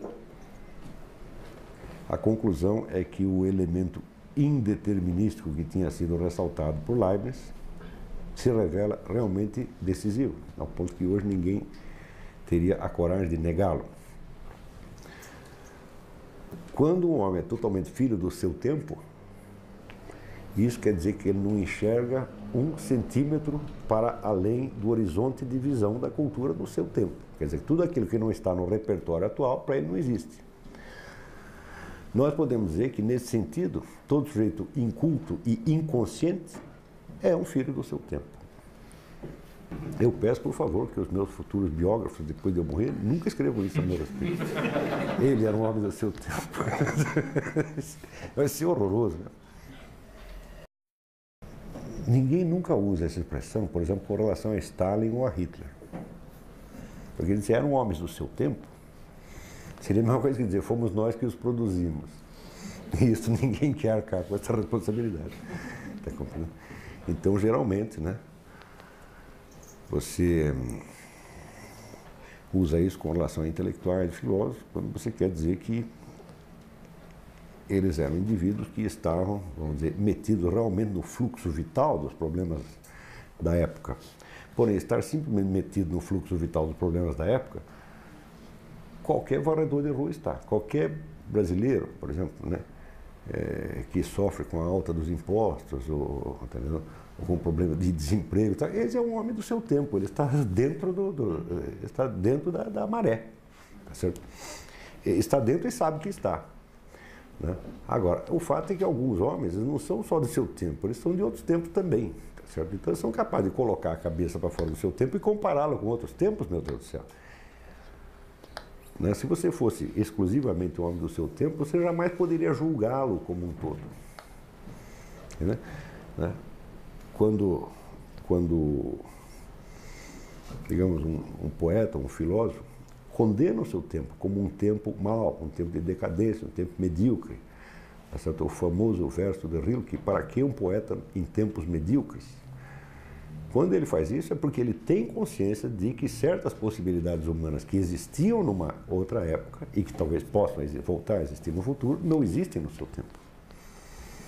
Então ele se superpõe e julga. Isto é, vamos dizer, uma capacidade humana específica. A capacidade especificamente humana e que determina a possibilidade da história é, bem ao contrário, algo que nós poderíamos chamar o senso da eternidade ou senso da simultaneidade. É porque nós podemos apreender possibilidades humanas que eram efetivas em outras épocas, tá certo? E podemos compará-las umas com as outras, e note bem que o primeiro tipo de história da filosofia que eu mencionei é exatamente isso. É porque nós fazemos isso que nós podemos ter história. Tá certo? Senão nós estaríamos imersos no fluxo, assim, exatamente como uma gota d'água está dissolvida, tá certo, dentro do rio que corre, tá certo, sem poder jamais levantar a cabeça para fora nem para ver para onde o rio está indo. Se nós temos consciência histórica, é porque realmente não somos homens do nosso tempo, tá certo? Quando Cristo disse, estamos no mundo, mas não somos do mundo, já nos deu essa dica.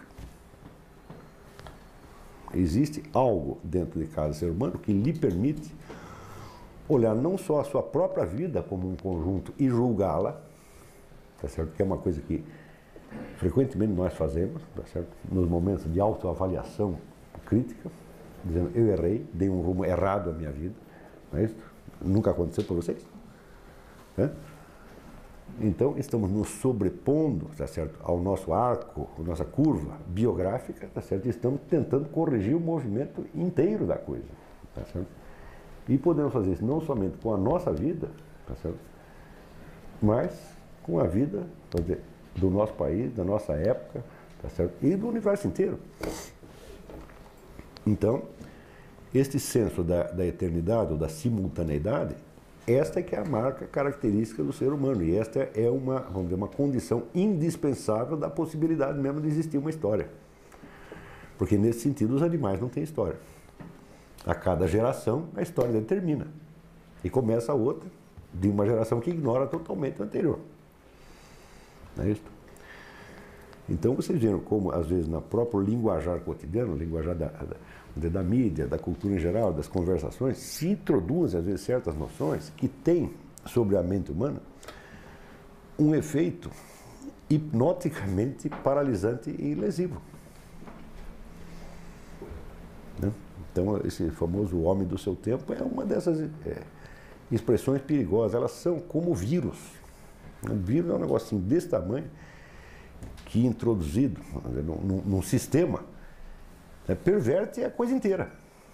Tá entendendo? Então, você, pela ideia do homem do seu tempo, você pode chegar até, vamos dizer, a uma ideia de um historicismo absoluto, onde cada ideia, cada doutrina ou cada crença só vale como expressão do seu tempo e nada nos diz a nós que estamos num outro tempo.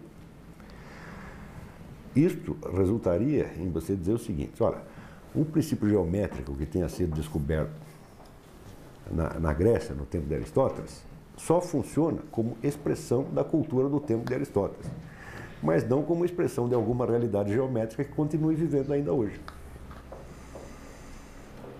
Mas se você pegar o Teorema de Pitágoras, o Teorema de Pitágoras teria sido uma expressão da situação histórica do tempo de Pitágoras, tá certo?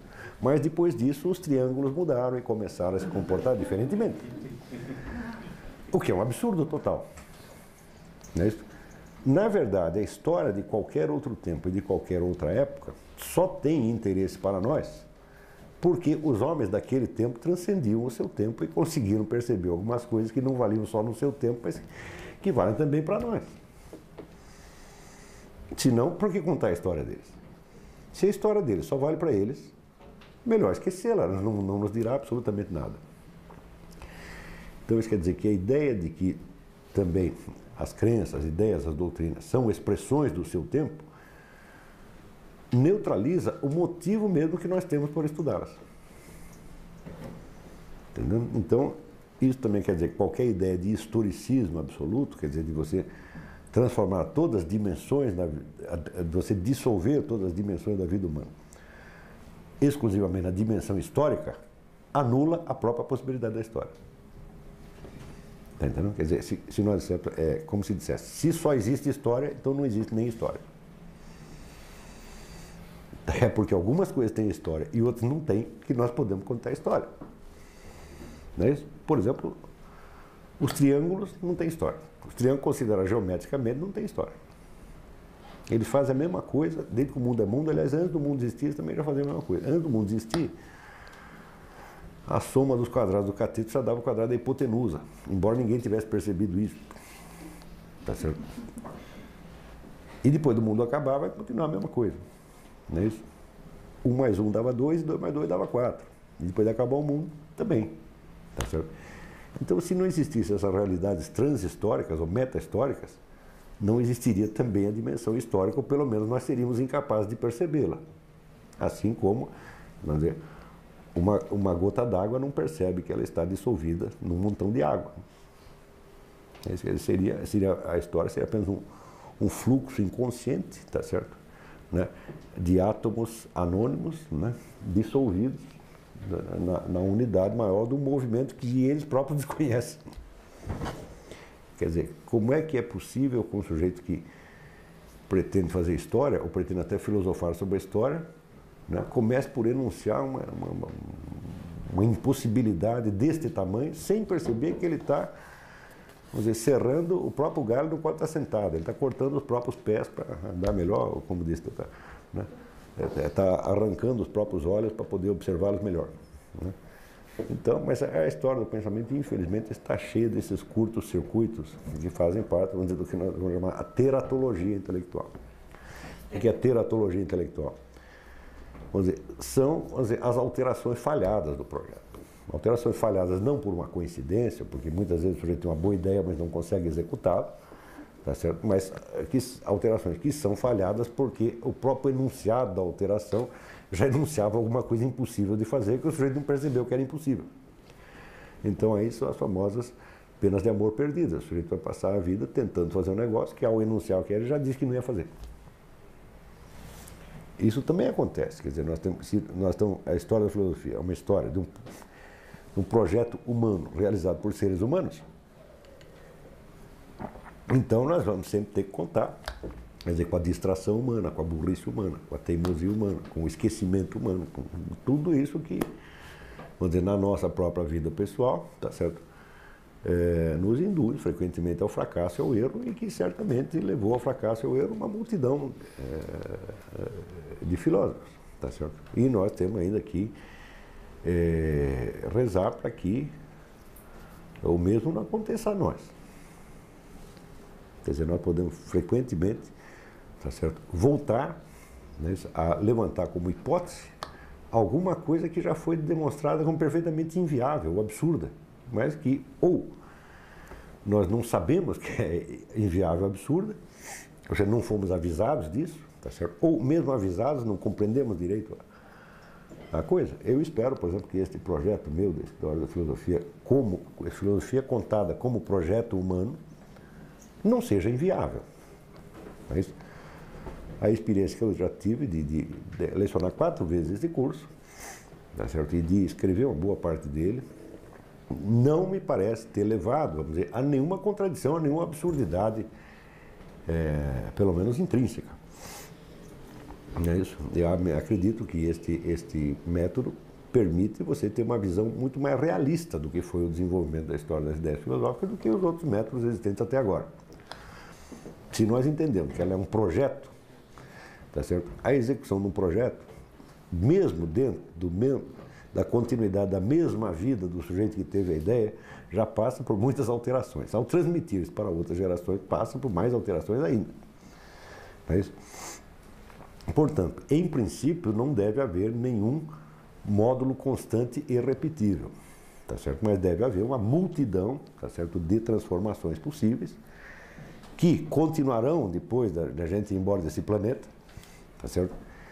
Mas que nunca serão totalmente ilógicas, porque estão vinculadas, vamos dizer, à própria discussão de um projeto originário, elas se referem a ele. Então, nunca vão ser completamente heterogêneas. Embora, às vezes, aconteça, vamos dizer, a intromissão de um fator heterogêneo, ou seja, um fator que não tem nada a ver com a história da filosofia, e muito menos com a própria filosofia, mas que suscita nos homens de uma determinada época um certo interesse de saber determinadas coisas que escapa completamente, vamos dizer, das possibilidades da filosofia existente até então. Por exemplo, esses fatos podem ser, digamos, de ordem religiosa. Surge uma nova religião, tá certo? Essa religião vem com um monte de doutrinas que não foram, vamos dizer, desenvolvidas dentro, vamos dizer, da linha de continuidade do pensamento filosófico, mas que tiveram, por assim dizer, uma outra origem, não é isso? Mas que interferem na discussão filosófica.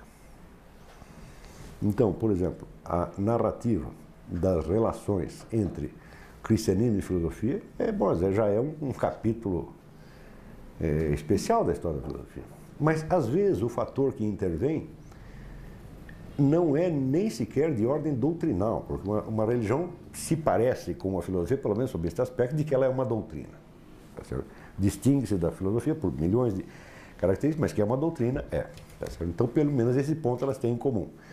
Mas, às vezes, o rumo da história da filosofia é totalmente alterado pela intervenção de fatores que não são doutrinas, mas são fatos puros e simples.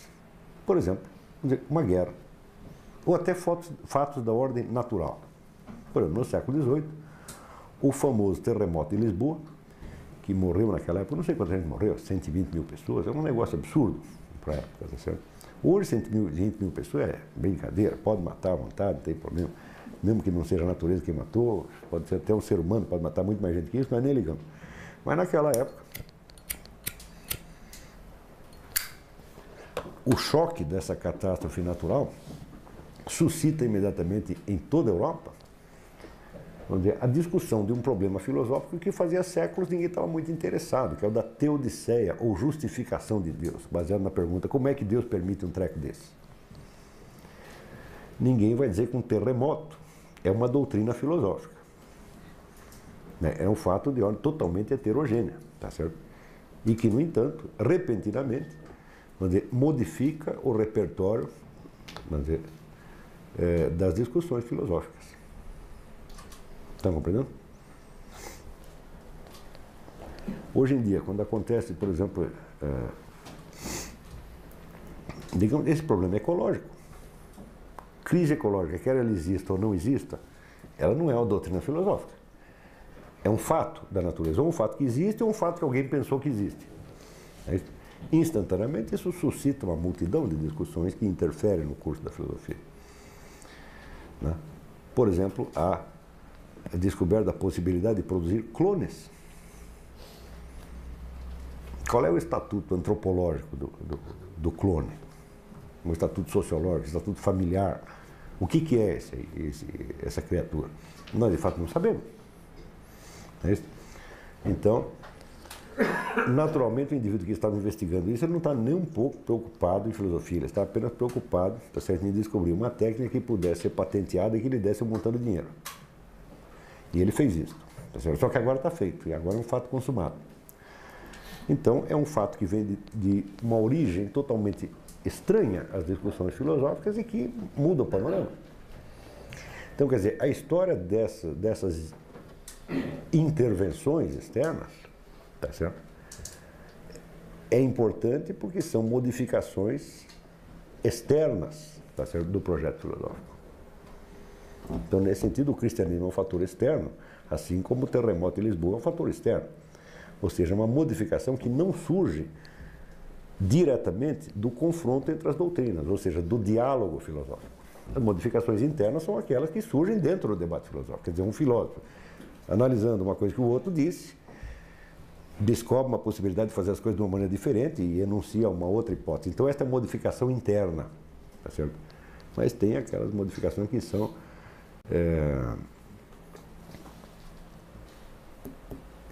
vamos dizer, exógenas. Tem as endógenas e as exógenas, né? Então, por exemplo, digamos que o enunciado da filosofia de Hegel, quando Hegel diz que o conteúdo da história o conteúdo da filosofia é constituído pela própria história da filosofia, que é uma ideia que ninguém tinha pensado antes, isso é uma modificação endógena. É isso? Ou seja, até aquele momento, contar a história da filosofia não era considerado uma tarefa especificamente filosófica ou essencialmente filosófica, mas apenas acidentalmente filosófica. Se Hegel tem razão, então a principal atividade filosófica é contar a história da filosofia. Então isso modifica o projeto, modifica desde dentro. Se você fizer um corte transversal no tempo, pegar uma época, tá certo? Você vai ver que há vários desenvolvimentos ali que se ignoram. Tá certo? Então, isso faz parte, que se ignoram mutuamente, tá certo? Isso faz parte da própria problematicidade do projeto. Mas sempre é possível que essas linhas, que durante a sua própria época se ignoraram, sejam unificadas na geração seguinte por alguém que ficou sabendo de que um sujeito estava fazendo uma coisa aqui e outro estava fazendo uma coisa lá. Está compreendendo? Pode acontecer também, vamos dizer, existe o problema, vamos dizer, dos meios materiais de informação. Não é isso? Então, vamos dizer, há uma regra, tá certo, que todos os historiadores admitem, geralmente uma regra metodológica, que diz que a difusão dos fatos produz fatos. O fato de que um sujeito ficou sabendo de um certo fato é por si mesmo um fato. E, ademais, ele pode reagir de alguma maneira à notícia, então aí é duplamente um fato. Tá certo? Então, a existência ou não de meios de informação e de meios de contato é um dos fatores que permanentemente, tá certo, estão atuando, vamos dizer, no desenvolvimento do projeto filosófico. Então, não? Pode acontecer também, vamos dizer, que esse contato, essa reunificação, se dê, não na geração seguinte, mas muitas gerações depois. 1000 anos de separação. Tudo isso pode acontecer. E também, vamos dizer, nós temos que levar em conta o fato de que existem épocas inteiras sem filosofia alguma. Existem hiatos na história da filosofia. Esses hiatos, claro que fazem parte da história. Porque mostra que o projeto filosófico pode ser retomado depois de muitas gerações sem nenhum contato direto, vamos dizer, sem nenhuma transmissão direta. Quer dizer que o projeto filosófico não se transmite só, vamos dizer, por tradição de pessoa a pessoa, mas pela reconquista de um legado escrito. Quer dizer que a possibilidade, vamos dizer, do registro escrito, tá certo? É uma das condições básicas para a existência de uma história da filosofia. A ideia do registro escrito não é só um componente externo da história da filosofia, mas uma condição dela mesma, uma condição interna, uma condição existencial. Se todos tivessem feito como Sócrates, tá certo? Nós estaríamos mal arrumados, não existiria isso. A história da filosofia como disciplina não poderia haver. Nenhuma ciência estuda um objeto real, concreto. Ela estuda sempre um recorte abstrativo que ela fez do jeito dela. Esse recorte abstrativo pode corresponder a alguma diferença real existente no campo dos objetos, mas pode às vezes não acontecer.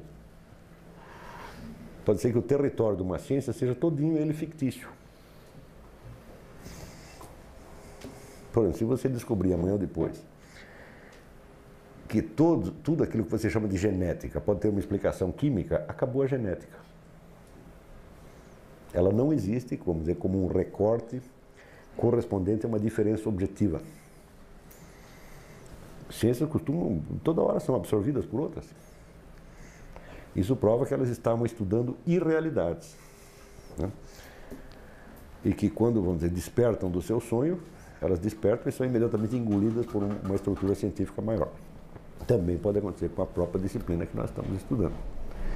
Mas, por enquanto, me parece que a história da filosofia, pelo menos tal como eu a estou delineando aqui, ela tem um campo específico que não pode ser abrangido nem explicado por nenhuma outra ciência existente, embora possa surgir uma outra amanhã que possa absorvê-la, né?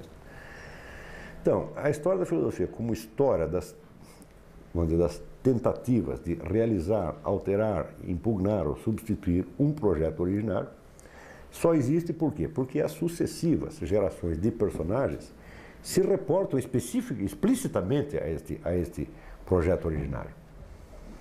Ou seja, ou se declaram seus herdeiros, seus continuadores, ou se voltam contra ele, tá certo? Ou o criticam, tá certo? Ou procuram até desmoralizar. Por exemplo, o que faz Nietzsche? Nietzsche tenta desmoralizar o projeto filosófico inteiro. Existem participações apenas semiconscientes. Por exemplo, quando nós chegamos no século XX, quer dizer, o mundo anglo-saxônico é, em grande parte, quer dizer, dominado por uma certa escola de pensamento, a escola analítica. A escola analítica ela restringe formidavelmente o campo do projeto filosófico. Automaticamente, questões que sempre foram consideradas filosóficas, passam a ser tratadas por estudiosos de outro campo, especificamente na crítica literária. Isso quer dizer que para você estudar a história da filosofia anglo-saxônica, tá certo? Você vai ter que dar uma olhada no departamento de letras. Porque muitas vezes o crítico literário está prosseguindo o diálogo com o projeto filosófico de uma maneira até mais explícita do que está o filósofo profissional. Mas conscientemente? Ele sabe Conscientemente, é claro, conscientemente. Mas conscientemente, mas com, vamos dizer, a devida interferência dos fatores, vamos dizer, burocráticos, funcionais, etc, etc. Isso quer dizer que o crítico literário, por exemplo, se você pega Kenneth Burke ou Northrop Frye, é evidente que isso aí faz parte da história da filosofia. Tudo que eles fazem faz parte da história da filosofia porque é um diálogo com a tradição filosófica. Mas o sujeito não poderia chegar e dizer, não, eu sou um filósofo, e, portanto eu vou entrar no seu departamento e tomar o seu lugar. Isso aí não pode. Tá certo? Então existe, vamos dizer, uma espécie de deferência para com a organização burocrática do trabalho intelectual que fará com que distinções meramente convencionais entre certas disciplinas sejam aceitas como se fossem reais, embora todo mundo saiba que não são. É um problema de educação.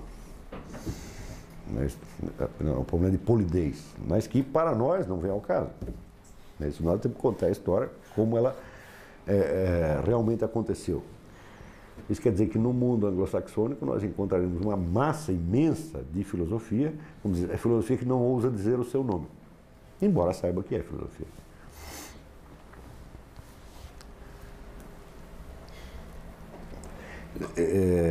Esse fator, vamos dizer, da distinção entre tradições nacionais, ele entra na história da filosofia a partir do século XIX com uma força cada vez maior. Ao ponto de que, quando você compara a filosofia do bloco anglo-saxônico, com o que eles chamam de bloco continental, e você compara com o terceiro bloco, que seria o bloco soviético, pois você vai ver que, na simples expressão do projeto filosófico, eles já não se entendem absolutamente. Nós vamos estudar mais tarde um breve texto de um excelente historiador chamado Wolfgang Stegmüller, em que ele dá um breve panorama da fragmentação da noção de filosofia no século XX, e veremos como isso é um capítulo dramático e um capítulo fascinante da história do projeto. Porque as pessoas começam a fazer coisas desencontradas, tá certo? Que levam mais ou menos o mesmo nome, e já às vezes não tem sequer a condição de um compreender o que o outro está fazendo. Eu creio que hoje em dia, neste ano de 2002, nós já estamos saindo dessa situação, descrita por ele por volta de 1960, 70. Quer dizer que parece que uma unidade autoconsciente da discussão filosófica se tornou novamente possível nos últimos anos, mas durante aí uns 50 anos, para falar a filosofia, eu nem sabia mais o que queria dizer. Tanto que é característica dessa fase, a produção de manuais de filosofia que ainda estão em uso e que a primeira coisa que eles dizem é que é impossível definir o que é filosofia. É incrível que praticamente todos os manuais introdutórios de uma certa noção do conhecimento começam dizendo nós não sabemos o que é. Mas isso aconteceu durante uma certa fase da qual me parece que nós já estamos saindo. Quer dizer, as fases de confusão e de obscurecimento também fazem parte da história do projeto. Por exemplo, no mundo islâmico, o fenômeno fundamental da civilização islâmica é, vamos dizer, o Corão. Tá certo?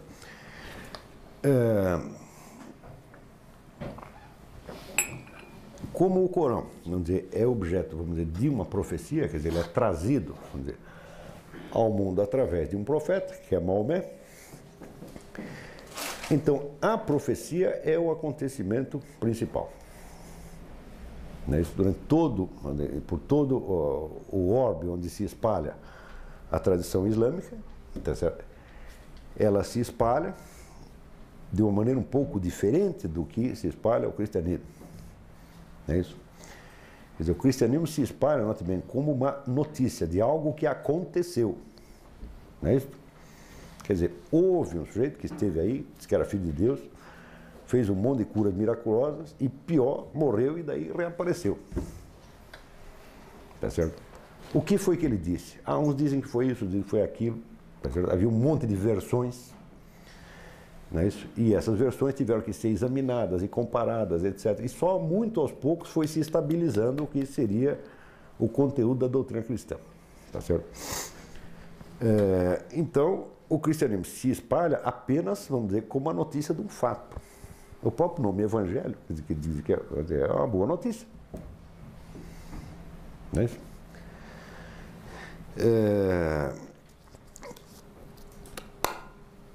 Mas no mundo islâmico a coisa não se transmite assim. Por quê? O que é transmitido não é apenas a narrativa de um fato, é um livro pronto. Tá certo? Um livro pronto que quando o sujeito ditou a última sentença e colocou o ponto final, não pode mexer mais. Tá certo? Quer dizer, não há variação substantiva em nenhuma versão do Corão desde o século VII. Para ainda evitar dúvida, o primeiro sucessor dele pegou, vamos dizer, um certo registro, né, que as pessoas mais próximas de Maomé consideraram fidedigno, e mandaram queimar todas as outras. E agora tudo tem que ser copiado daqui para não ter problema. Por causa disso, então, se forma desde o início e com a maior facilidade, vamos dizer, uma moral islâmica e um direito, uma jurisprudência islâmica, mediante a aplicação direta da letra do Corão. Tá certo? No mundo cristão, para aparecer uma moral cristã, tá certo? E um direito cristão, etc., foram séculos e séculos e séculos. Para você ter ideia, a primeira formulação, vamos dizer, sistemática da moral cristã é século XVIII, com Santo Afonso de Ligório. Mas Santo Afonso era um bispo, então ele era confessor dos padres, e daqui a pouco ele descobriu que cada padre está me ensinando uma moral completamente diferente. Isso no século XVIII. Entende? Bom, precisa unificar esse negócio e organizar. Esse problema no mundo islâmico nunca existiu, porque já veio organizado desde o princípio. Então, como existiu esse fenômeno do direito islâmico unificado desde o princípio, as sociedades islâmicas se organizam desde o primeiro dia, vamos dizer, com base numa grande coesão moral e jurídica. Tá certo? E, portanto, uma ortodoxia muito rígida. Não é isso? Isso quer dizer que a possibilidade, vamos dizer, da livre investigação intelectual era problemática nesse contexto. Qual foi a solução que eles encontraram? A solução foi considerar, vamos dizer, os grupos de investigadores, seja de ordem mística, seja de ordem filosófica, tá certo? Como tipos humanos especiais que conduzem a sua atividade dentro do seu grêmio, tá certo? De tal maneira que isso não deva interferir em nada na ordem das coisas. Isso quer dizer que a atividade de discussão mais profunda era considerado um assunto para um círculo especializado que o restante da sociedade não tinha nem que entender. Tá certo? Então, com isso se formam, vamos dizer, certas, vamos dizer, ordens quase que de tipo monástico, tá certo? Que de geração em geração vão discutindo aquelas mesmas coisas para seu proveito próprio e sem nenhuma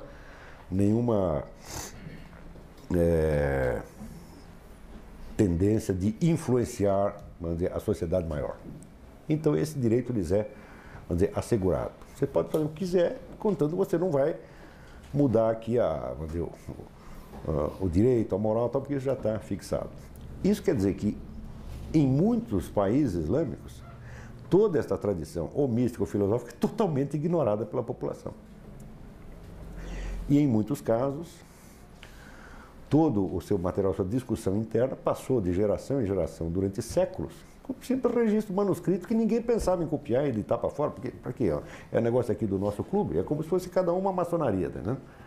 Então você só passa para os caras que fazem parte da maçonaria. Quando chega na década de 30, já no século XX, repentinamente, por uma coincidência providencial, houve um embaixador francês no Irã, que foi Henri Corbin, e se interessou em começar a traduzir tudo isso. Então, muito desse material saiu primeiro em francês e só depois foi sair na língua. Ele foi embaixador na Pérsia, só depois em língua persa. E mais ainda, quando deu a Revolução Persa, a Revolução Iraniana, os ayatollahs já mandaram parar tudo isso, acabou a brincadeira. Então, quando nós vemos toda essa tradição que se desenvolve à margem da filosofia ocidental, Todas elas têm alguma referência a Aristóteles, Platão e Sócrates. Então é uma tentativa marginal em relação a nós, para eles nós é que somos marginal, né? De realizar o mesmo processo, o mesmo projeto, dentro de um contexto completamente diferente, e que para nós aqui se torna quase difícil de imaginar.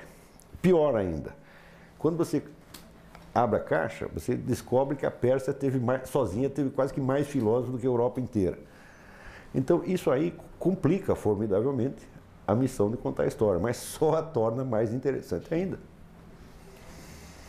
Essa possibilidade, né, de tradições que se ignoram completamente, mas que de algum modo tem uma referência, isso acontece. Existe a possibilidade de uma tradição que não tenha referência histórica, isso é, os caras não sabem que estão fazendo a mesma coisa, mas que tenha, vamos dizer, uma analogia substantiva, existe. Na China você encontra isso. Você que nunca soube que existiu. Na China, na Índia, por exemplo, quando você pega, vamos dizer, a tradição de comentários védicos, ou pega, dentro do contexto budista, as discussões interpretativas dos discursos do Buda. Esse pessoal, tentando explicar o texto sacro, é levado, às vezes, a enfrentar certos problemas de ordem, primeiro, lógica, que fazem arquitetar sistemas lógicos inteiros, sem nunca ter ouvido falar de Sócrates, nem coisa de Aristóteles. Então, uns sem saber dos outros, chegaram a problemas parecidos. O que mostra que a filosofia é uma dimensão da filosofia como problema e como projeto, é uma dimensão possível da existência humana que se pode reaparecer sem conexão histórica.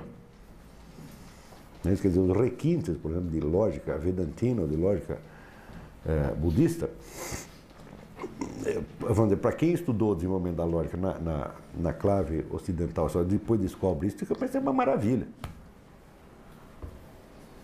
Porque no fundo é exatamente a mesma coisa, mas descoberto por uma via tão completamente diferente que você nunca imaginou que fosse possível.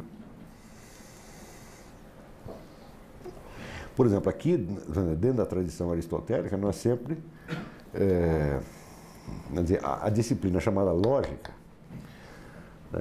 sempre trabalhou na ideia, vamos dizer, linear, vamos dizer, da identidade, quer dizer, se é sim, é sim, se é não, é não. Tá certo? Existe, vamos dizer, um confronto de sim com não na esfera dialética, mas se desenvolveu pouco. Se você for ver, a ciência da dialética se desenvolve muito pouco em comparação com a ciência da lógica. Mas em outros contextos se chama de lógica, tá certo? O estudo conjunto, tá certo? Do que nós chamamos de identidade e de 3 das suas negações possíveis. Então, nós temos identidade assim, se é, se não é, não é. Tá certo? Se é e não é ao mesmo tempo, bom, então é um problema dialético, a confrontação de contrários. Essa confrontação de contrários não faz parte da ciência da lógica, a qual aprimora apenas o raciocínio na linha da identidade. Mas no mundo budista se chama isso de lógica também. Então o budista admite 4 possibilidades. Você tem a coisa, tem o que é, tem o que não é, tem o que é e não é, e tem o que nem é e nem não é. Então, quer dizer, isso agrupa, vamos dizer, todo o mundo, vamos dizer, da confrontação dialética dentro da ciência da lógica, que é uma ideia que só foi ocorrer no Ocidente muito tempo depois, que não a contradiz de maneira alguma, mas que ninguém tinha pensado em fazer isso. Então, essas coisas então, tornam o campo da história da filosofia imensamente maior do que geralmente os manuais abordam, tá certo? E uma das vantagens que eu creio poder ostentar com o meu método é o fato de que ele integra facilmente, né, na história da filosofia, essas outras tradições que geralmente são consideradas estranhas. Dito de outro modo, eu considero que a maior parte das histórias da filosofia que existem, se não todas elas, vamos dizer, partem de um conceito demasiado limitativo do que seja a filosofia. Porque eles não tendo conseguido alcançar, vamos dizer, o conceito geral suficientemente abrangente, de modo que ele abarcasse todas as variações possíveis, fazem, vamos dizer, um conceito provisório de ordem puramente empírica, que chama de filosofia certas coisas que certas pessoas têm feito. Tá certo? Quando botaram esta definição aqui no quadro, filosofia é a unidade do conhecimento, a unidade da consciência e vice-versa, esta é a definição que eu encontrei. E eu creio que ela é suficientemente universal para abranger todas as manifestações possíveis. Partindo de uma definição mais ampla e partindo do conceito da filosofia como projeto, para nós tanto faz se o negócio veio da China, veio da Índia, veio de outra tradição completamente diferente, se nós podemos abarcar aqui o que se chama, vamos dizer, a filosofia, a cosmovisão do homem primitivo, entre aspas, para mim não existe homem primitivo, tudo isso se encaixa, de algum modo, dentro da história da filosofia, sem forçar uma unidade e sem se perder, vamos dizer, numa multiplicidade caótica. Por quê? Porque nós não estamos narrando a história de uma continuidade linear, mas nós estamos narrando um drama humano. Está compreendendo? No qual, onde o imprevisto, tá certo? E aquilo que não, o descontínuo entra exatamente como entra na vida de qualquer um de nós. Tá certo? Quer dizer, esta é a nossa, este é o projeto que será desenvolvido. Também, você vê aqui, quando nós, por uma limitação de tempo das nossas aulas, nós tivemos que saltar alguns pedaços, vamos dizer, esses pedaços jamais serão considerados desprezíveis, como geralmente acontece nas histórias da filosofia, que despreza certos tópicos, escapa do nosso âmbito. Fala, não, esses pedaços que nós teremos que deixar de lado, né, fazem parte do nosso projeto, sim. Nós estamos deixando de lado apenas, provisoriamente, por um motivo prático. Entendeu? Agora, muitas histórias da filosofia excluem, por exemplo, capítulos inteiros da filosofia oriental, dizendo que não são pertinentes ao desenvolvimento daqui. Do meu ponto de vista, são pertinentes, sim. Quer dizer que a história da filosofia, tal como eu a entendo, é uma disciplina enormemente mais complexa, tá certo? Mas baseada em princípios mais simples. Tá certo? Bom, então, qual é o conteúdo do projeto filosófico? Qual é o conteúdo originário, tal como ele aparece, tá certo? A nossos olhos, tá certo? Na Grécia, mais ou menos entre Pitágoras e Sócrates, né? Isso é o que nós vamos ter que ver já na próxima aula. Tá bom? Então, por hoje é só. Obrigado.